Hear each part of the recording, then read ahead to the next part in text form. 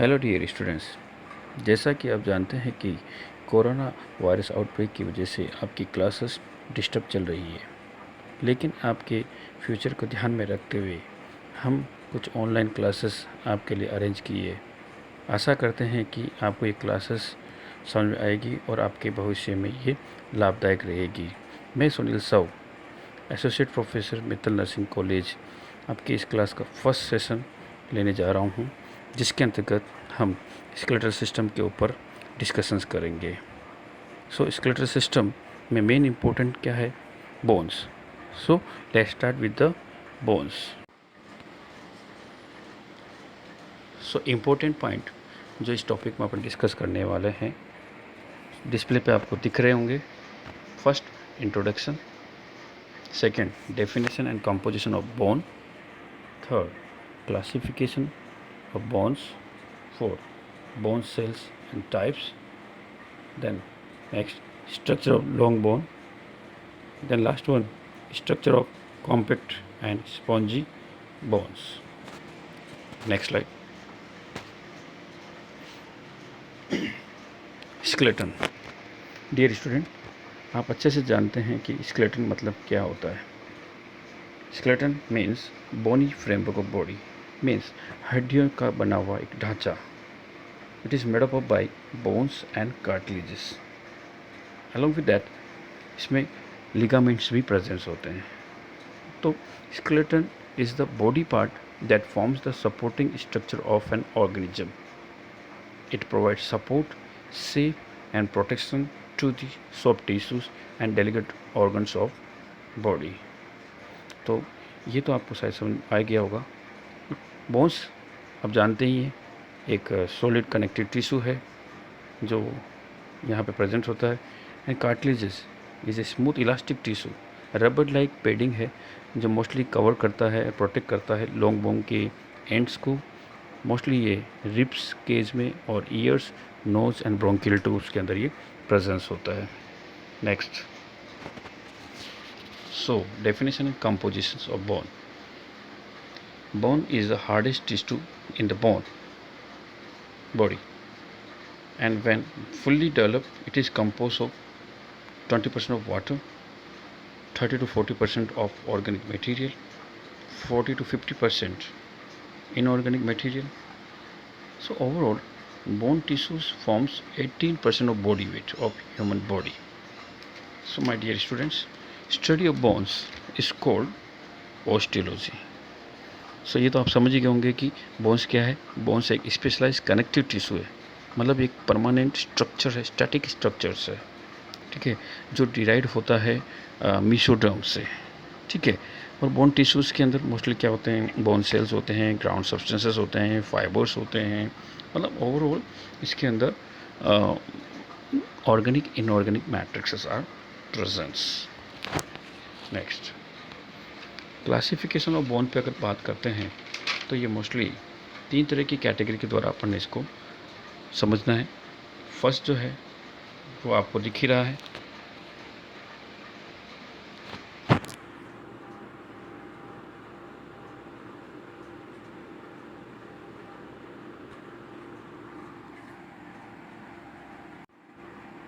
वो आपको दिख रहा है। Depending upon the size and shape 4 type का है: long bone, short bone, flat bone, irregular bone. Long bones के एग्जाम्पल है फीमर, ह्यूमरस। शॉर्ट बोन के tarsal bone and carpal bone. Flat bone के रिब्स, स्टर्नम। इरेगुलर बोन के vertebrae, sacrum. दूसरे category पे देखें तो depending upon the origin basis, उत्पत्ति के बेसिस पे ये 2 टाइप के होते हैं बोन्स: एंडोकॉन्ड्रल बोन एंड इंट्रामेम्ब्रेनस बोन। ऐसे बोन्स जो कार्टिलेज मॉडल के द्वारा बने गए फीटल डेवलपमेंट के दौरान, वो होते हैं एंडोकॉन्ड्रल। एंड ऐसे बोन्स जो कार्टिलेज मॉडल के द्वारा नहीं बने गए हैं और वो बने गए हैं फाइब्रस के द्वारा, लाइक क्लेविकल, स्कल बोन के जो फ्लैट बोन्स होते हैं एंड मैंडिबल्स। तीसरी कैटेगरीज जो है क्लासिफिकेशन बोन्स की, वो है बेस्ड ऑन माइक्रोस्कोप स्ट्रक्चर, जो आप जानते हैं 2 टाइप के होते हैं: compact bone and spongy bone. Compact मतलब हार्ड पार्ट, जो बोन्स के बाहर वाला पार्ट होता है, टफ पार्ट होता है जो, और स्पॉन्जी जो होता है वो mostly end of the bones, long bone के एंड्स पे, दोनों साइड के inside of the spongy bones होते हैं. सो पिक्चर में देखें तो bone is a strong durable type of connective tissue. Its major constituent is a matrix of calcium, salt and phosphorus. Bone composition में दो compartment होते हैं. First one is the cellular compartment and second is the matrix compartment. Cellular compartment में osteoblast, osteoclast, osteocyte cells presence होती है. ये क्या है? बोन सेल्स है, जो बोन्स के बनाने में, उसको साइज शेप को मेंटेन करने में और इसके रिप्रोडक्शन में हेल्प कर दी. मैट्रिक्स में आपने देखा है 98% है, इसमें से 38% ऑर्गेनिक है और 60% इनऑर्गेनिक सॉल्ट्स प्रेजेंस है. ठीक है. Then next slide. Bone cells है क्या? So bone cells responsible for bone formation. ठीक है. So these are the several type of bone cells. Then mostly four types are there. First one is the osteoprogenitor, yeah, osteogenic cells भी इसको कहा जाता है. Second, osteoblast cells. Third, जो है osteocyte. The fourth, osteoclast, and one more is the little bit same, bone lining cells.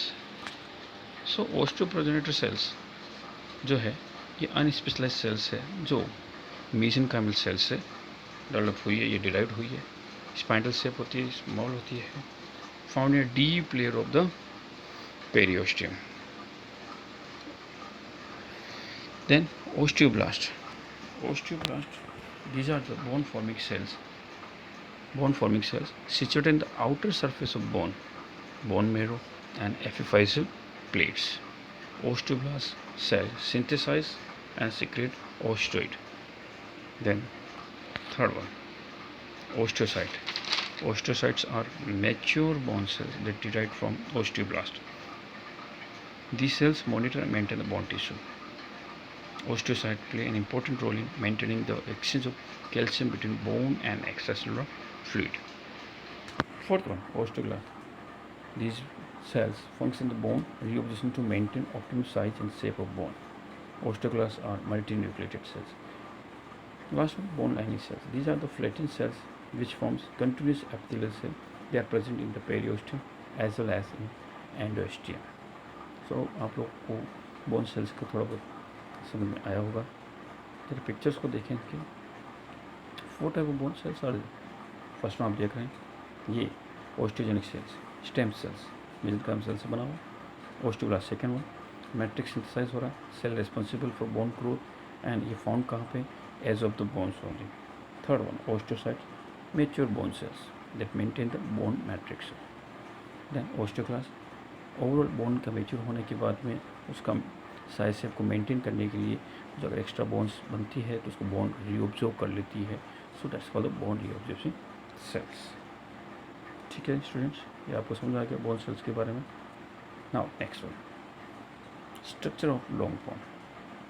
Long bone के structures को समझने की कोशिश करते हैं. पहले हमने इसको क्लासेस में डिस्कस कर रखे हैं, फिर भी एक बार इसको शॉर्ट चलते हैं. लॉन्ग बोन है ए डायाफाइसिस और शाफ्ट, 2 हेपाफाइसिस. तो स्टूडेंट्स आप जानते हैं एक लॉन्ग बोन के अंदर एक डायाफाइसिस होता है और 2 एपिफाइसिस होते हैं. डायाफाइसिस जो होता है वो कॉम्पैक्ट बोन से बना हुआ होता है और उसके अंदर मेडुलरी कैनाल, और उस मेडुलरी कैनाल के अंदर येलो बोन मेरो होती है. Epiphysis consist of outer covering compact inside in spongy bones. Epiphysis उस लॉन्ग बोन के दोनों सतह पर होता है, ऊपरी एंड निचली सतह पे, दोनों एंड्स पर ये प्रेजेंस होता है. और अंदर की साइड में, बाहर तो उसके कॉम्पैक्ट होता है और अंदर की साइड में स्पॉन्जी होता है. डायाफाइसिस और एपिफाइसिस की सेपरेट करने के लिए एपिफाइसियल कार्टिलेज होती है जो ओसिफाइज होती है जब growth is complete, when bone growth is complete. Long bone are almost completely covered by vascular membrane, periosteum covered, and the periosteum covers the whole bone except the joint where hyaline cartilage is replaced. वहाँ पर hyaline cartilage is present. Then nutrient artery blood supply to the shaft of bone. nutrient artery जो होती है वो shaft में present होती है और वो blood supply करती है. जरा इसको have a look on the pictures. This one is the pictures. You can see here. This one part is the articular cartilage.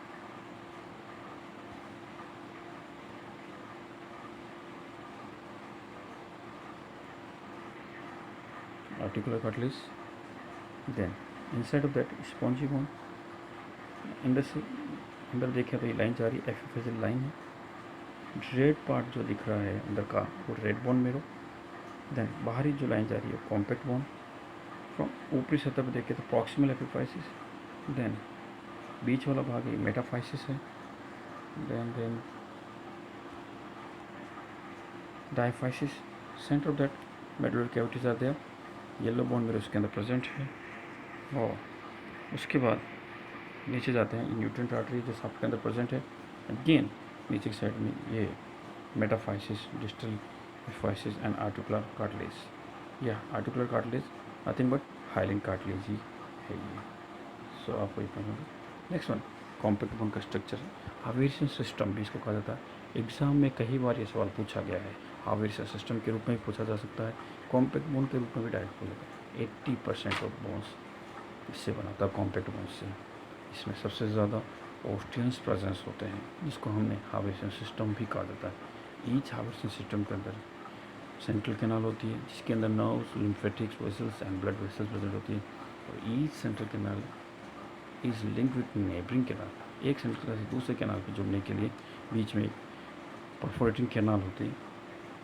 Then in canals के बीच में कहीं ना कहीं सिलिंड्रिकल प्लेट्स और बोन्स अरेंज होते हैं जिसको हमने लेमिने कहा. और बिटवीन लेमिने छोटे छोटे कैविटीज़ है जिसके अंदर लेकोने प्रेजेंट होते हैं. और बहुत सारे लेकोने हैं जो आपस में कम्युनिकेट होते रहते हैं बाय द स्मॉल चैनल्स जिसको हमने कैनालिकुलाई कहते हैं. और वहाँ पे इंटरस्टिशियल फ्लूइड सर्कुलेट होता है पूरी बोन्स के अंदर. तो ये छोटा सा एक पार्ट है कॉम्पैक्ट बोन का. पिक्चर्स को देखते हैं.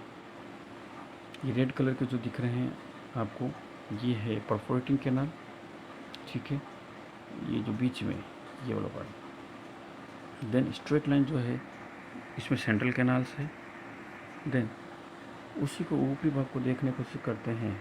एक कट लगा के एलएस लिया गया, उसमें देखा गया है लेकोनी कंटेनिंग ओस्टोसाइट्स प्रेजेंस होते हैं. इसमें बीच में कैनालिकुलाइज प्रेजेंस है.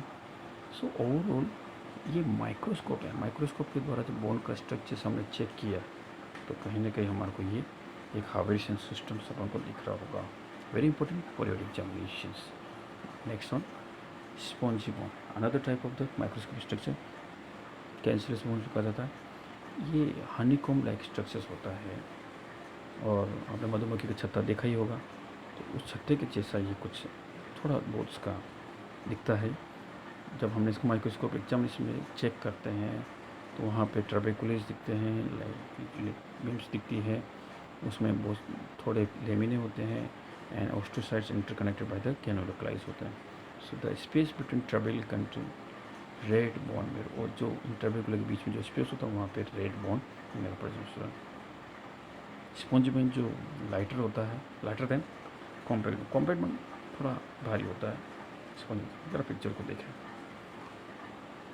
स्पॉन्जी बोन्स का स्ट्रक्चर है honeycomb like structures are they. Osteocytes भी है, ओस्टोक्लास्ट भी इसमें. देन इसमें इंटरस्टिशियल फ्लूइड्स भी इसके अंदर सर्कुलेट होता रहता है. So now next one